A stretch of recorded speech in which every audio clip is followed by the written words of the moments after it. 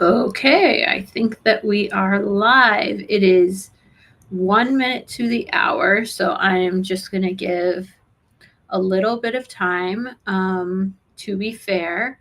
Okay, we've hit 7 o'clock. All right, so I want to welcome everyone to the third installment of my live sessions. The first two sessions that we've done for the last couple of months have really focused on the true aesthetic procedures. So the first month we talked about Botox. Last month we talked about PDO threads and how those can be really fun and useful. I think that's something that people really don't often think about. It's not as common a procedure here in San Diego as it is in a lot of other areas, parts of the country. Even if you go a little bit farther north into Los Angeles, I think people are a little bit more prone to wanting to experiment with PDO threads. So I think that was a really fun one. What we're going to talk about tonight is still in line with aesthetics, and it really could be arguably the biggest player and one of the most up and coming pieces in what we do to help ourselves maintain a more youthful appearance aesthetically. Also, it really is something that I think is going to become very popular and very exciting over the next few years. This is the longevity space that I'm talking about. Right now, there's a lot of people out there who identify as biohackers that maybe when you see these kinds of things, you think of them as being on the fringe. You think of them as being a little bit out there, a little bit strange. I want to bring a lot of this stuff in and make it feel normal, like it's something that all of us should be paying attention to.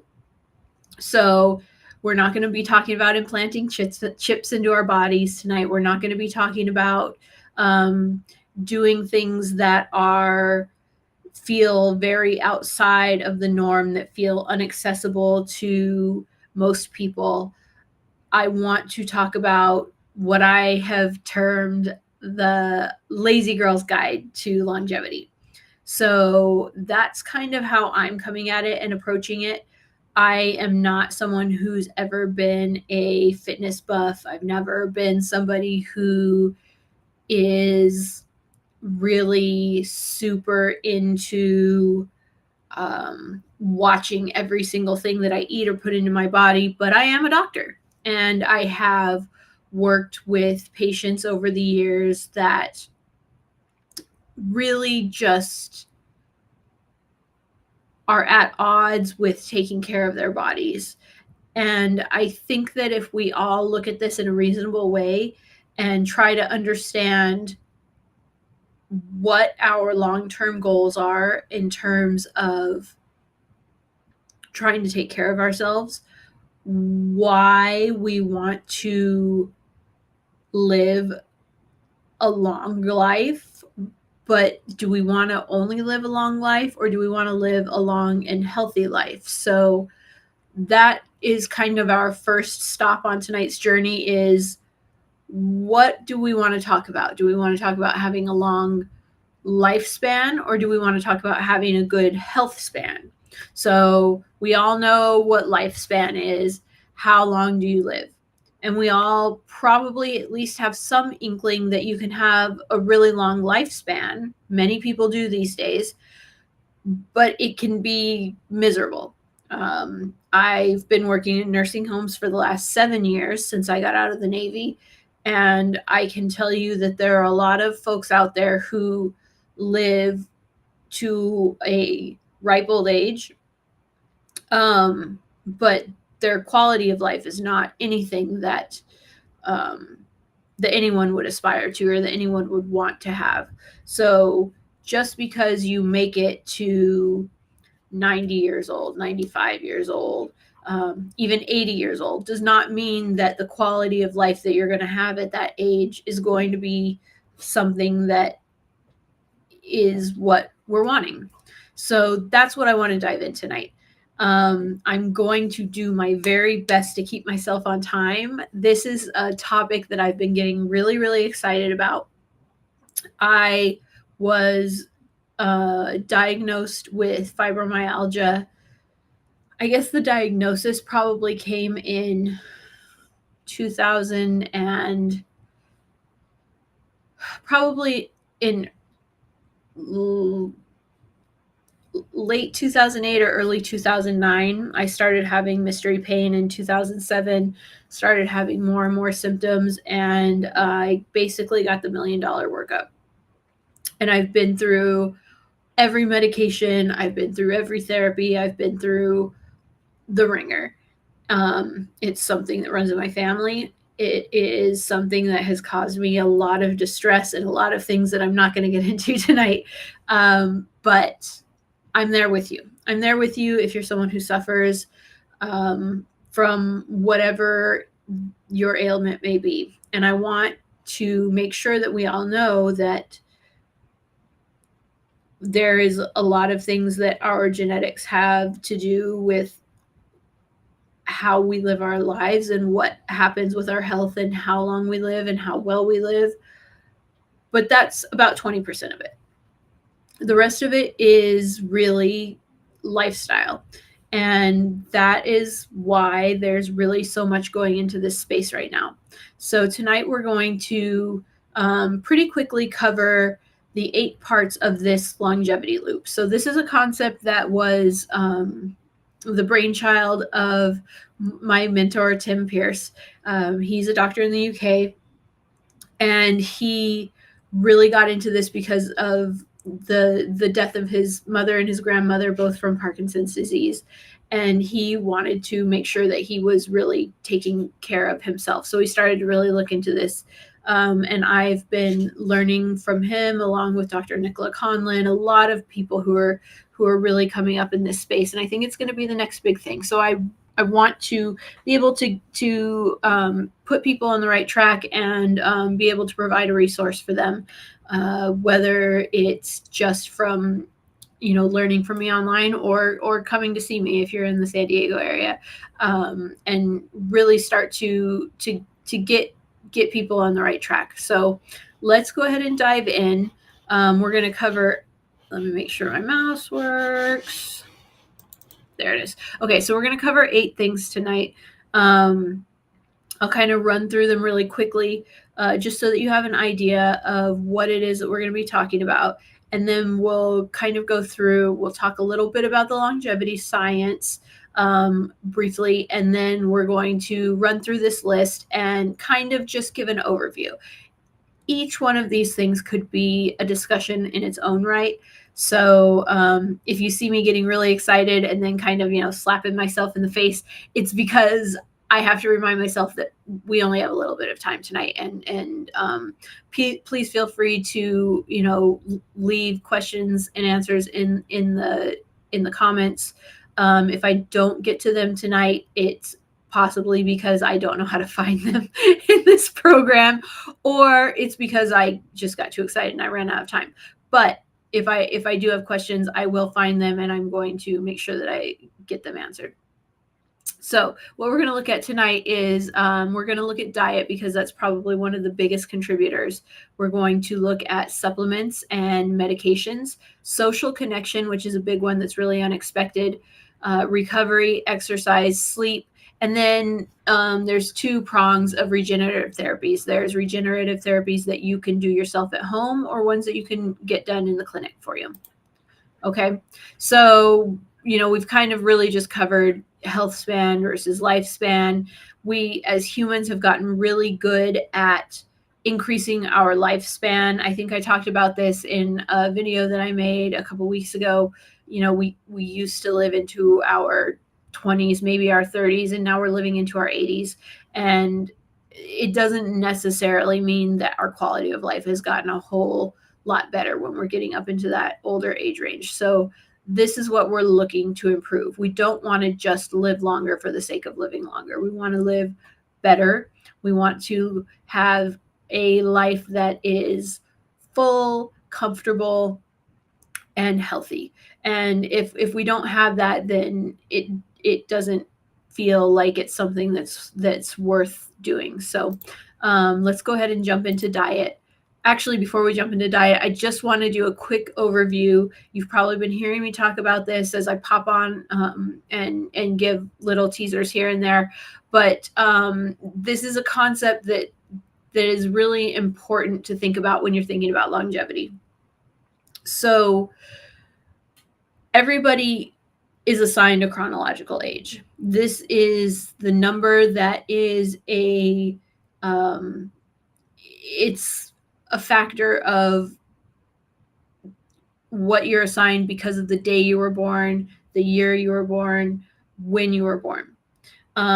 What we're looking to affect is your biological age. So the best way that I've come across for how to explain this is, and I can't take credit for it. This was something that was told to me.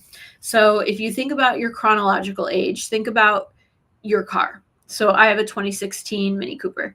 And so that car's chronological age is what, 8, right? It's 8 years old now because it's a 2016. It's a year 2016 model car. But your biological age, if you take that same car, that's a model 2016 car, and you think about the mileage that it's accumulated, my 2016 Mini Cooper has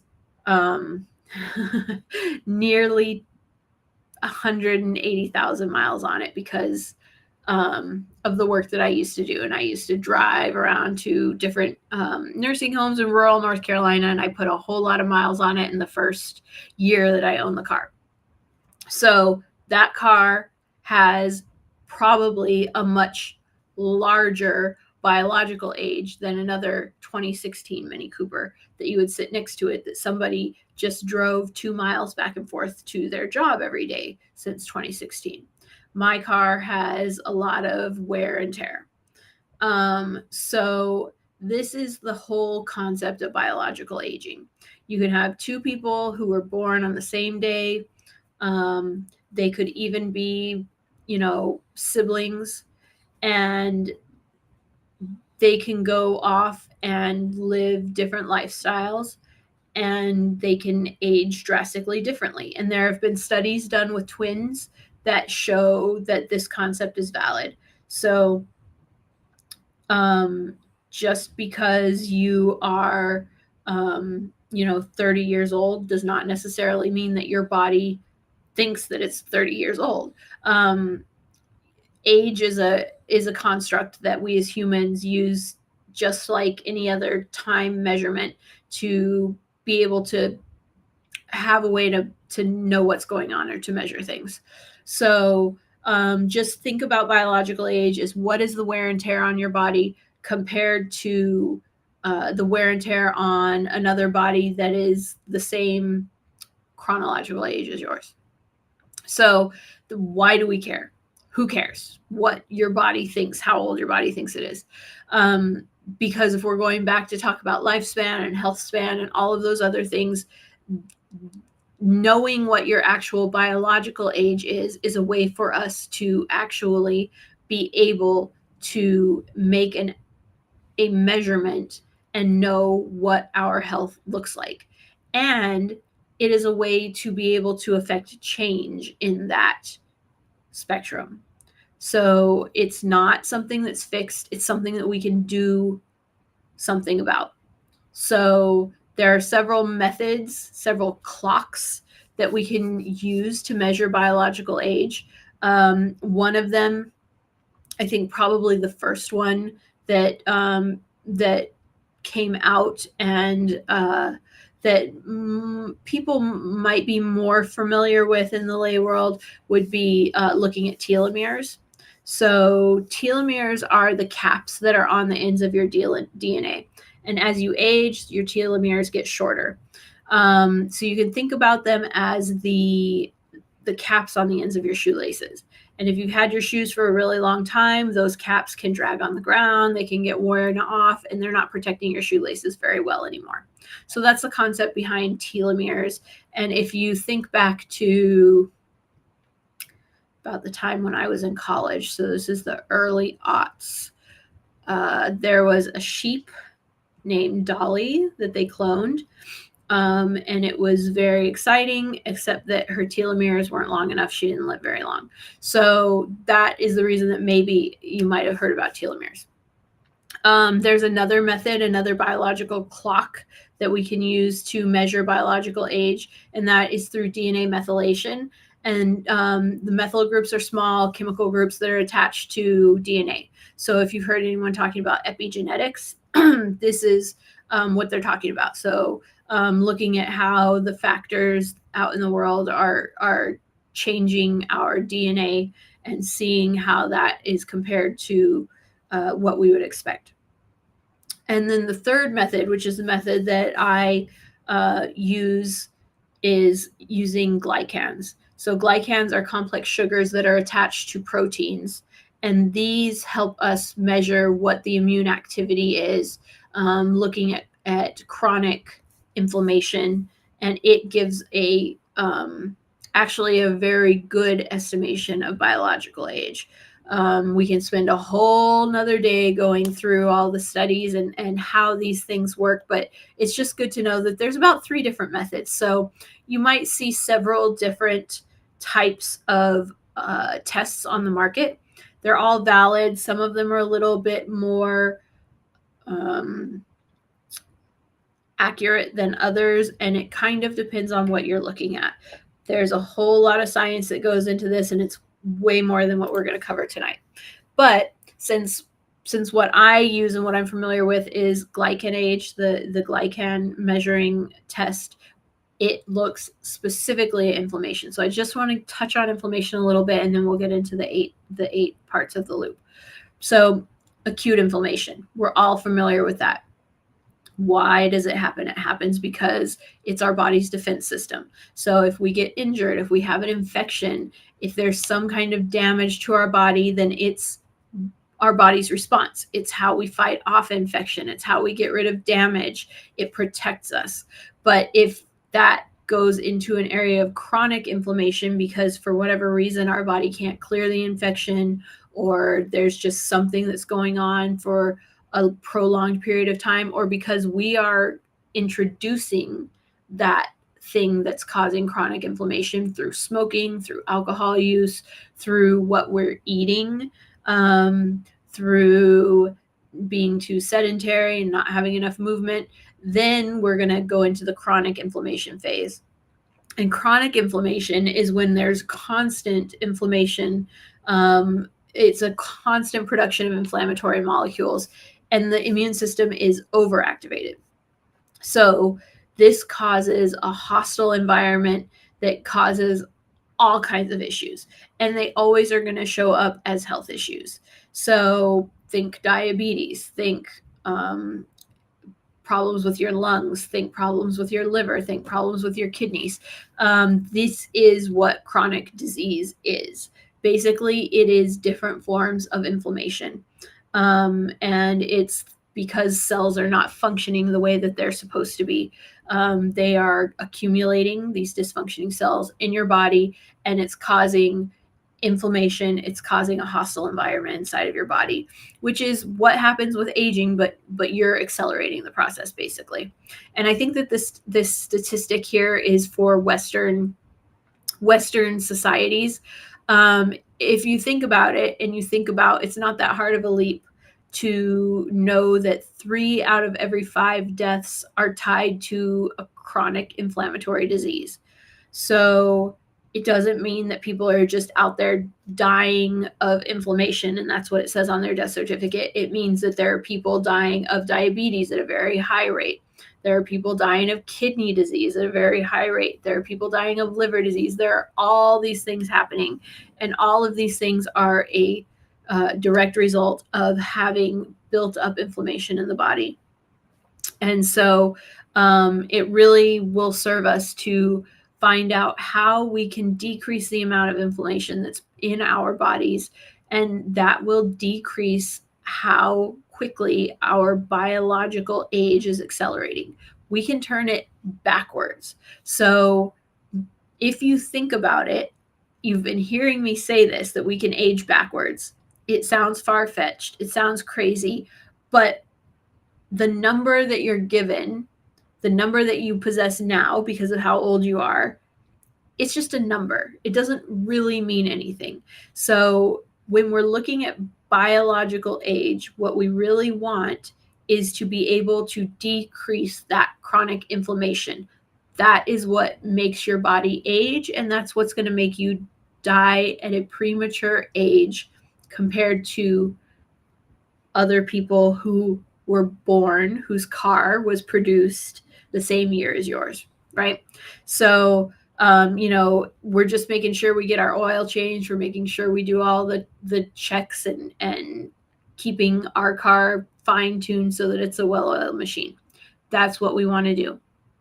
Okay. And it's one of those things where it's also worth mentioning that inflammation is really insidious. It's not something that you wake up and you're just like, I feel really inflamed today. I think that it's not a great day. It's building up. It's there. It's slowly, taking, accumulating inside of your body. And over time, it gets to a point where if we don't address it, then we're going to get to a point of no return. So if you're watching this and you're a young, healthy person and you think, well, gee, this doesn't apply to me, Dr. Gober. I'm a young, healthy person. Why are you bothering me with all of this? We're all young, healthy people at some point. But if we're not careful, then, we can get to that point of no return where the inflammation just becomes too much, and then we do have a chronic disease, and then it becomes a point that it's a more of a problem. Okay, so now we're going to get into the fun stuff. Diet. Of course, everybody's talking about diet, and I'm sure that you hear people talking about gut health everywhere you go, and the reason that you hear them talking about it is because it's super, super important. Okay, so improving your gut health is one of the most powerful ways to reduce overall inflammation and to improve your biological age. Improve your biological age and reverse your biological age. Why? Why? Because most of our immune system is in our gut. We have a large portion of our immune system directly in our gut, and the health of our gut feeds our immune system. So we have to make sure that what we put into our body is showing our immune system how to be healthy and what healthy looks like, and not showing it chemicals, things that are not actually food, things that have been really processed, that are very difficult for our bodies to take and make into energy, because all of that damages the cells. And again, when the cells get damaged, they kind of just go to sleep and they go off to the side. And when there's just things that are building up off to the side, that's inflammation. Inflammation is aging. Inflammation is disease. That's all things that we don't want to have. And how do we improve our gut health? I'm glad you asked. So we need a diverse plant-rich diet. Plant-rich, okay? That doesn't mean that you have to give up your meat. That doesn't mean that you have to become vegan. It means you need to diversify your diet. It means that you need to show your gut all of the wonderful things that are out there that are alive in the world. Okay, so the smart scientists who are smarter than me have gotten together and have determined that in order to show your gut all of the microbes, because that's what we're really after, we want to get those bugs into our gut. In order to show your gut all those microbes, you should be eating about 30 or more plant species every week. That doesn't mean that you have to have X servings of fruits and X servings of vegetables. A plant can be a nut. A plant can be an herb. A plant can be fruits, vegetables, um, the things that you use to season your food, mushrooms, all of those things count. So pay attention to what you're eating and really try to get as many plants into your diet as possible. You know, when you hear people talking about rainbow diets, colorful plates, however you want to think about it. If you want to think about trying to get as many different colors in, if you want to try to think about just making it a game. I had a little spreadsheet going for a while, and I would just click off and add on so that I knew I was getting in as many plants as I could. These are all things to do. It doesn't have to be a set amount. It just needs to be different things, because different plants have different microbes growing on them, and your gut needs to see them. This keeps everything inside of you with variety. Okay. We talked about ultra processed foods. If you can't see what the food is in there, or if you can't, you know, tell what it was very easily, and you can't look at the label and read what the ingredients are, then that food's been processed so much that it's not the original food anymore, and it's going to be causing you extra inflammation. The best bet, and this is not a weight loss recommendation, this is a be healthy recommendation. The best bet, if you're looking for the type of diet that you should be eating, is a Mediterranean style diet. So lots of fresh fruits and vegetables, poultry, fish, healthy oils like olive oils and things like that. This is the tried and true kind of healthiest type of diet to be eating in general. We're not talking about weight loss in this lecture. So we're just trying to be healthy, show our body different kinds of flora and different kinds of microbes, and get it to decrease the amount of inflammation that we're carrying around with us every day. Okay, so that's diet. I think I did that one fairly quick. Supplements and medications. Okay, so yes, there is a role for medications in this world, but when we think about medications, we're not thinking about them in the same way that we would in the medicine 2.0 model. Of course, I'm not here to take everybody off of their medications. I still have medications that I take. I'm a doctor. I believe in medicine. I just have a little bit of a problem with the system right now, and it's not the doctors that are causing the problems. It's the corporations that run medicine right now.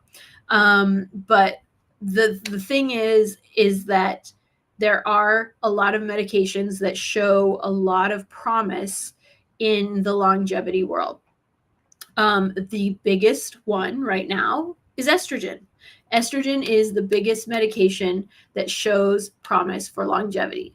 Why? When is the biggest time that women have a problem with aging? It's when they're going through menopausal changes and when their hormones are changing. The other biggest time is during pregnancy. So it shows you that estrogen is a really big player. So we need to be paying more attention to what our hormones do in terms of aging. There's a really steep decline, a steep change in the way that women age when they get to the menopausal years as compared to the way that men age. And so there's a lot of new changes, a lot of new ways that people are looking at menopause. And we know that estrogen is protective in the biological aging factor. And estrogen is not the only sex hormone that's protective. For women, progesterone is also protective, and testosterone.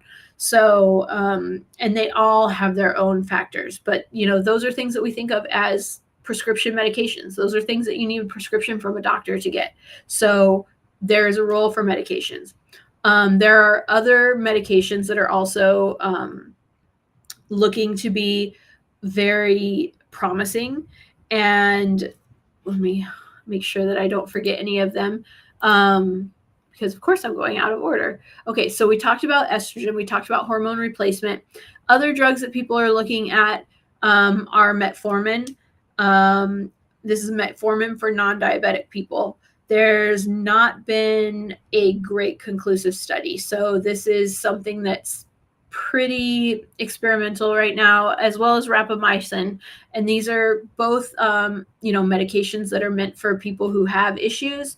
And these are medications that people are taking or trying to take to see if they improve how they age. So some of the big names in the anti-aging space have been kind of doing experiments on themselves, and it's up for debate right now whether those medications are really helpful, maybe helpful for some people based on their biology and their chemistry, maybe not so helpful for other people. I think time will tell where we end up on those. But what we do know is that there are a lot of people with a lot of vitamin deficiencies. And we also know that vitamins are not all created the same. So I'm going to run through some of the most common vitamins that people may want to consider supplementing with. And if you have questions about it, I can help you later on. If you want to send me a DM, I can let you know what the brands are that are known to have very little fillers in them, and are endorsed by some folks in the longevity community that happen to know that these are high quality supplements. But we're not going to talk about it here. So, just kind of to add on to that, the supplement market is large. It's not regulated by the FDA, and it can be difficult to determine what you should be taking. But most people in America are low on vitamin D. So we don't get out in the sun nearly enough. That vitamin D3 is usually made in our bodies. It's created when you're exposed to the sun in the liver, but it's not something that a lot of people get outside enough to make. And there's a lot of people that if you just go and get it checked, you're going to be on the low end. One thing that you should know is if you are going to be supplementing vitamin D, D3, you need to also be taking vitamin K. So that's going to be K2.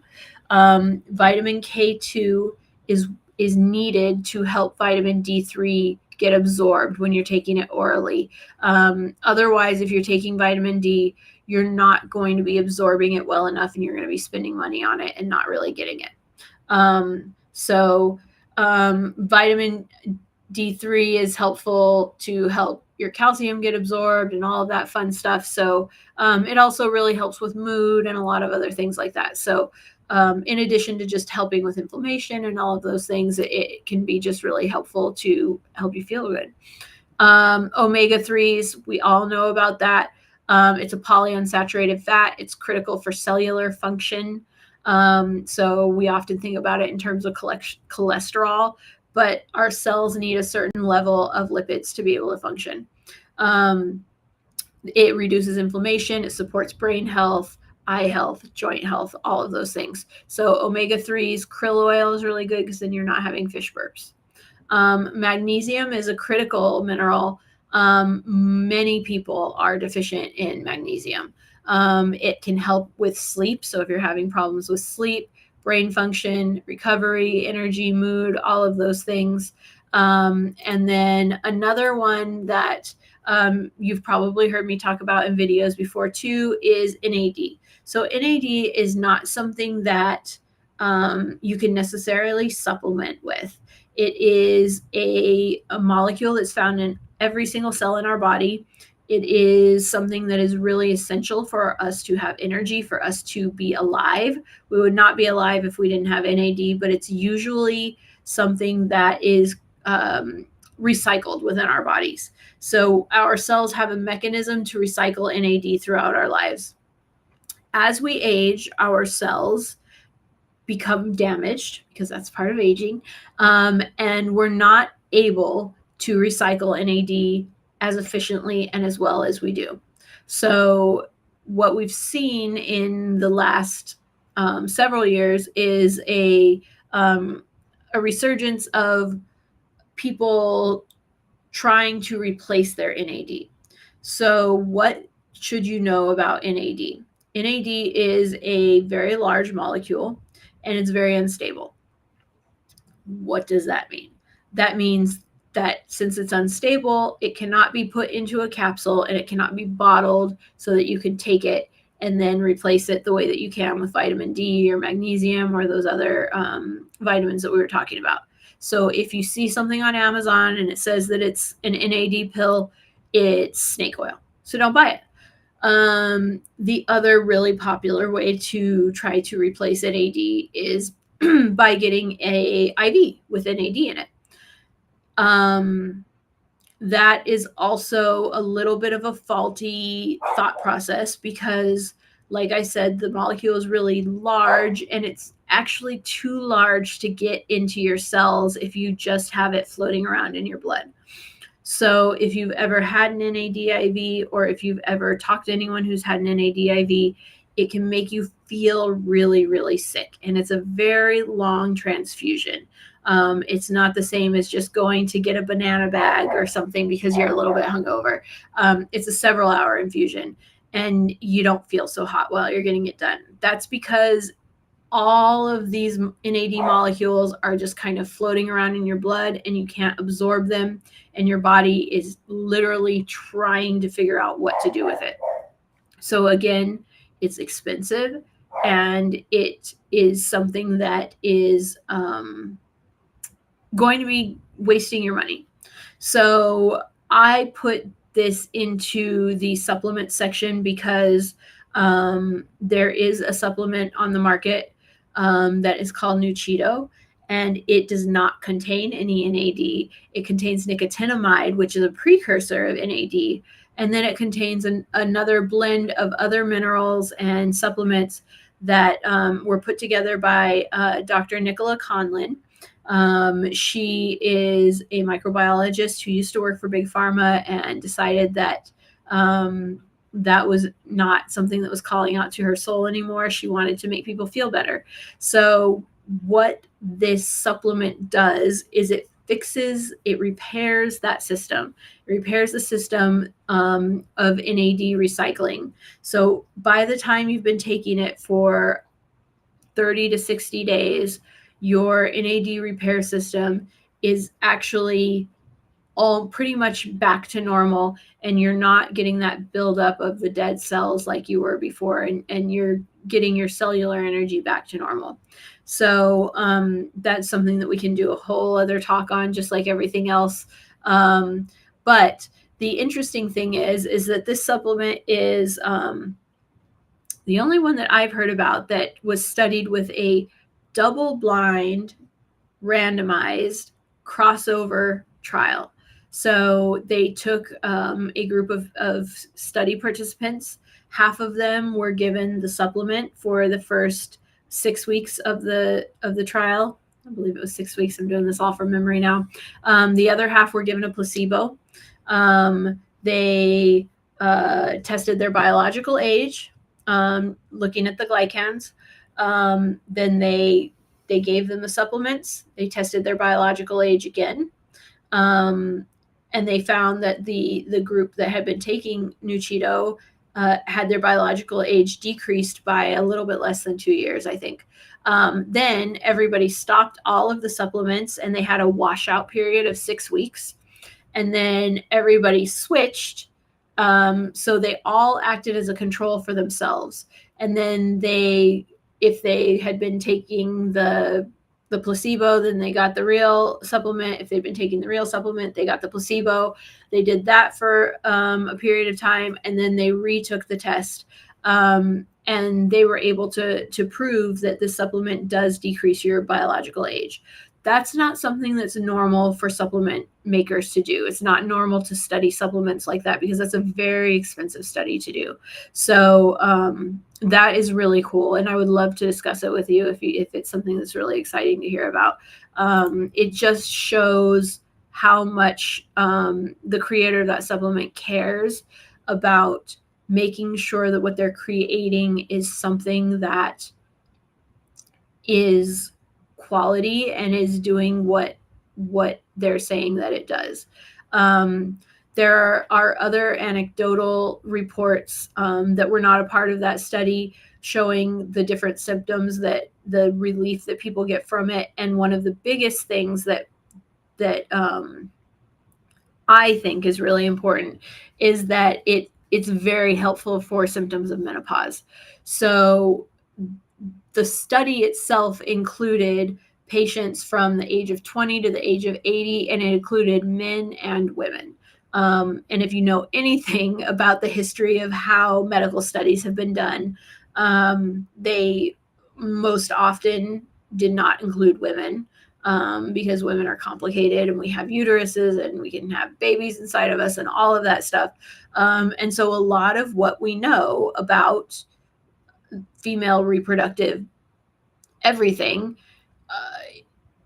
is almost been built upon speculation because we never really did the studies. So it's really important and really, really awesome that this study included women of reproductive age, women of going through the change age, because now we know that there's a certain amount of relief that women are getting from taking this medication, and it's documented. So that's just really, really amazing and awesome.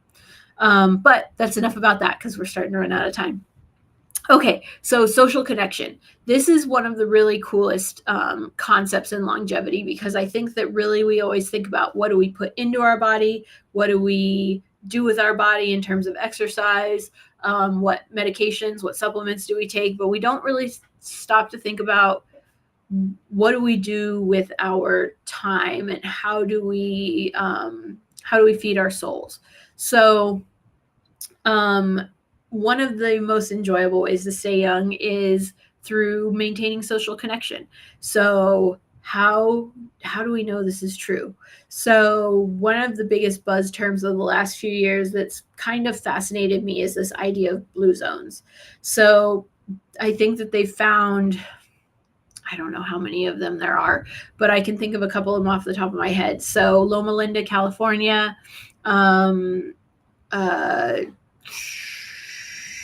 Okinawa, Japan. I think there's an island in Greece. There's a few different places in the world where people who, just by living there, by being a part of that community, tend to live way longer than people in other places of the world. And these are called blue zones. And they've done a lot of studies and a lot of looking into these blue zones and trying to figure out what is it that makes them so. And we can't go into all of it. It's a whole, I downloaded a whole 150-page paper the other day. But a lot of it is what they eat. A lot of it is the fact that they don't necessarily exercise in a traditional way, but they get a lot of exercise by just walking to where they need to go, by what they do for work, all of that kind of stuff. And the other thing is that they have really strong social connections.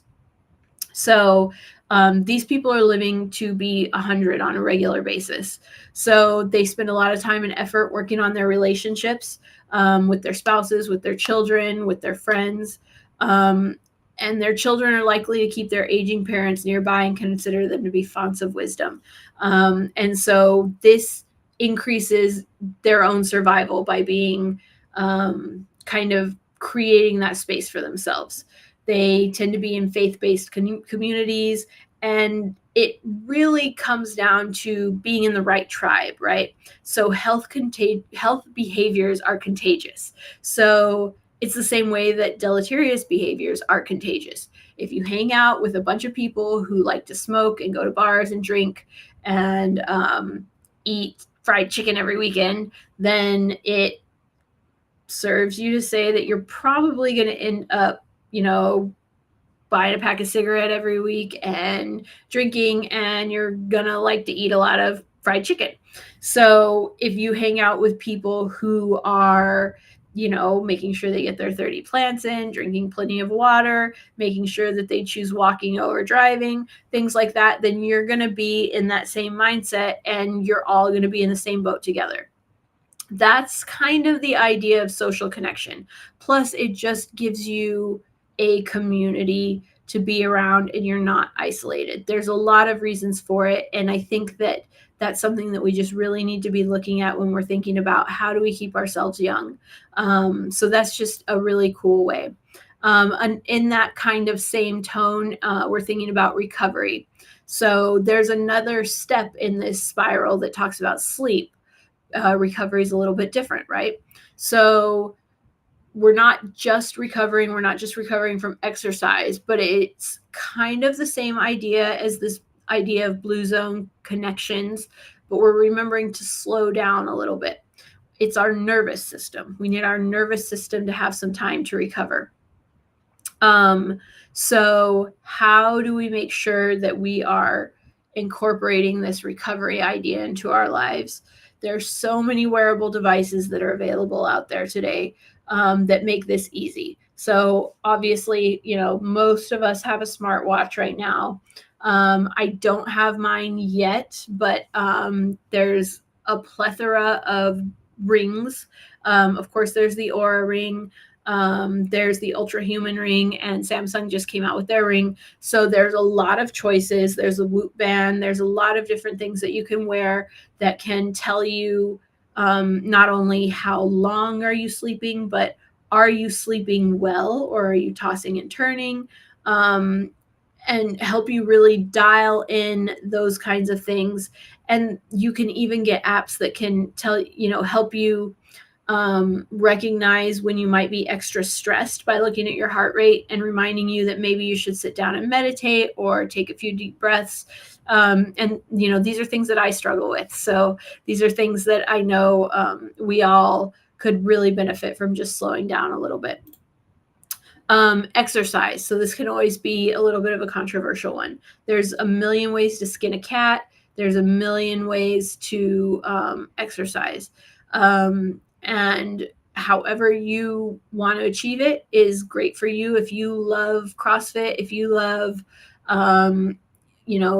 mountain biking, if you love doing all of those things, then that's amazing. But I'm here to make sure that we don't stop ourselves from movement just because we're not highly athletic. So, going for a walk in the mornings is amazing. Going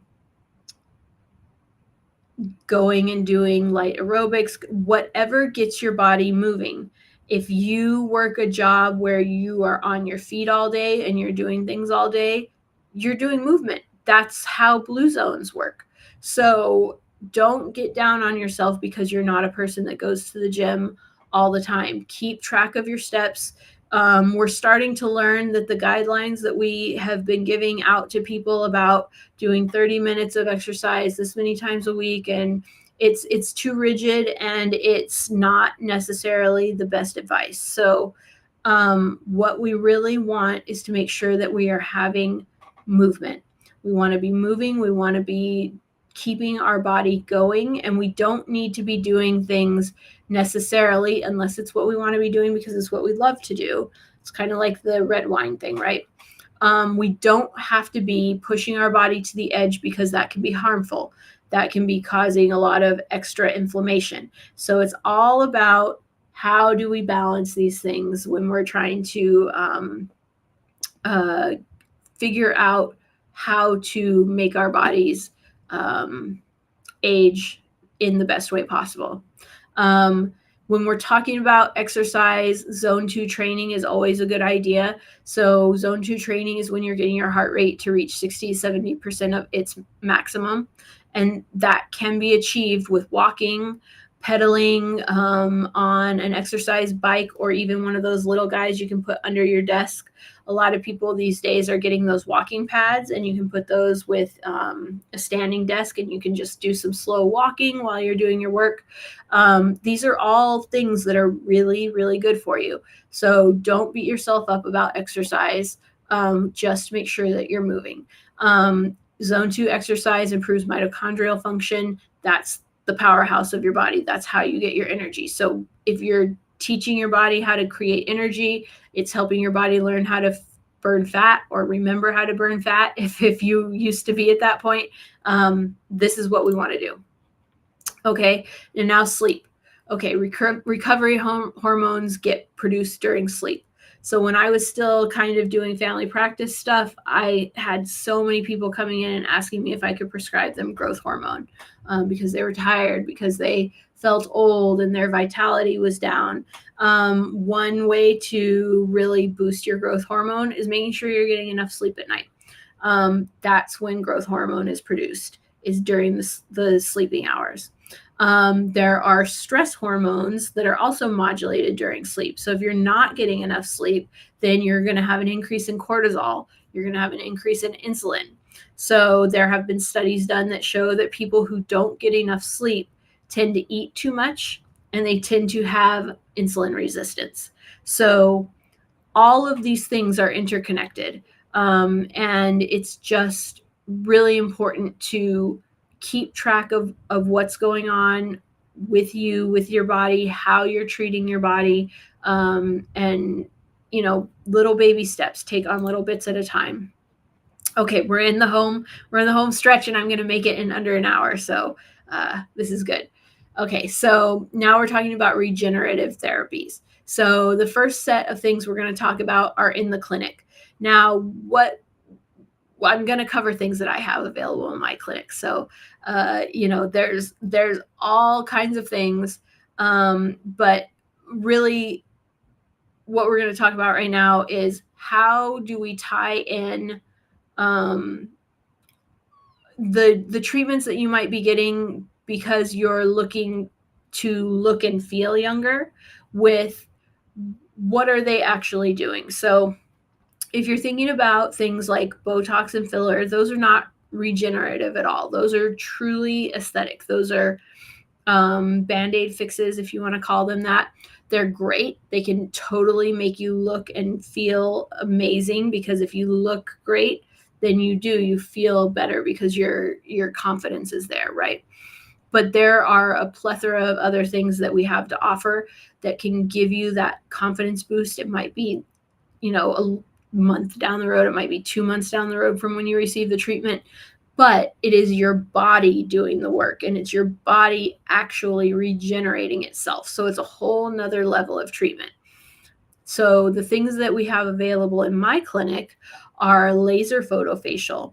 So I have an ND-YAG laser. Not going to try to tell you all the things that stands for, but it's a really amazing laser. It can be used on every skin type, from the very most fair skin, more fair than my skin, to the darkest skin tones, without causing problems with pigmentation. And it causes the fibroblasts in your skin to help produce more collagen.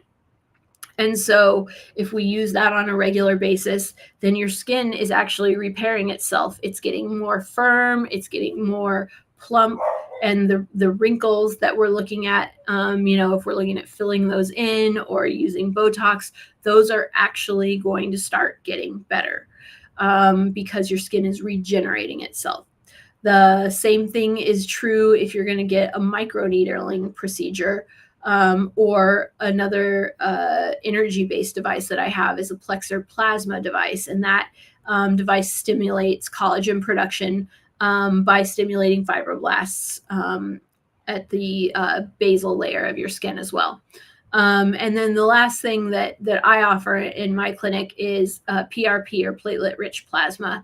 I think a lot of people may know this better as a vampire facial, but that's a trademark term, so I don't use it very often. So what that is basically taking a sample of your own blood, and then we spin that down in a centrifuge until we get it just to the plasma and then the platelets. So we start out with 60 cc's of blood, which is a lot, and then we spin it down until we get 10 cc's of plasma with the platelets stuck to the bottom.